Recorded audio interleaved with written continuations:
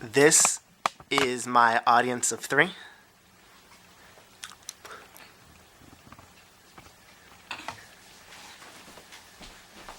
Hello, thank you guys for coming. My name is Nick Gilbert, and today we'll be discussing why we cannot teach Christianity in the public schools and how to implement a few of God's values in the public classroom. We all remember having those teachers that really kind of stick with us through our life. A lot of reasons those teachers kind of stick with us and we can remember them is because they were always caring and loving and always did everything they could to kind of like always help us and push us along. And honestly, whether those teachers were Christians or not, they were actually using a lot of God's values. So the first thing we'll talk about is why can't we teach Christianity in a public school? One of the first reasons is that there is no state religion, meaning that the existence of God cannot be mentioned in a classroom. He can be mentioned in a classroom, actually, but he cannot be taught as that he is the truth. And the reason because is the very first phrase of the First Amendment in the U.S. Constitution is that it says the Congress shall make no law respecting an establishment of religion. So that means that there has to be a separation from church and state, meaning that we can't teach Christianity in public schools or other thing that is run by the government. Also, the Code of Ethics for educators say that we have to follow the law, meaning that we personally, even though we may be Christians and we may view God's views, we cannot actually teach that in the classroom. So the first thing the second thing we're going to discuss is that what are some of God's values? God values the love for others. So we show love to other children or even parents. We're using some of the things that God values.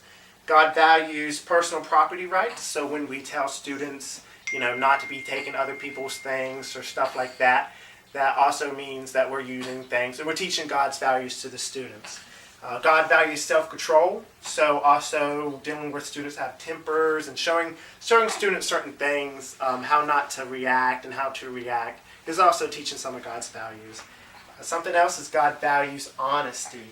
One of the big things is teaching children when not to lie and how to tell the truth. We're teaching some of God's values. So even though we may not be Christians, we're still teaching some of God's values. Now we're going to discuss a few ways to implement what we talked about God's values in the classroom.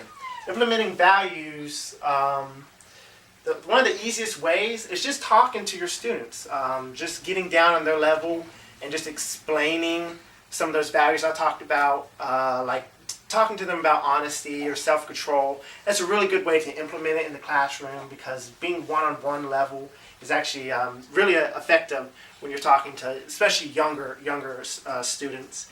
Teaching honesty is an example is do as I do.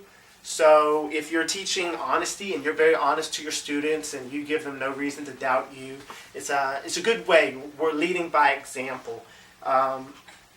And every time a teacher tells a student to stop goofing off or to listen or, some people call that discipline, but other people call that classroom management. And that's still us teaching them self-control to do the behavior. So that's just a few ways that we could implement. That's a few ways we could implement some of God's values in the classroom, even though we cannot actually teach about Christianity and God. So, like I said, there's many ways to do it, and actually a lot of those values we talked about are already classroom rules. So we kind of based off classroom rules off of some of the things God values.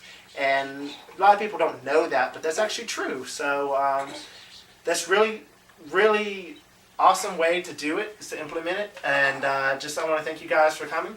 And thank you very much. Alrighty.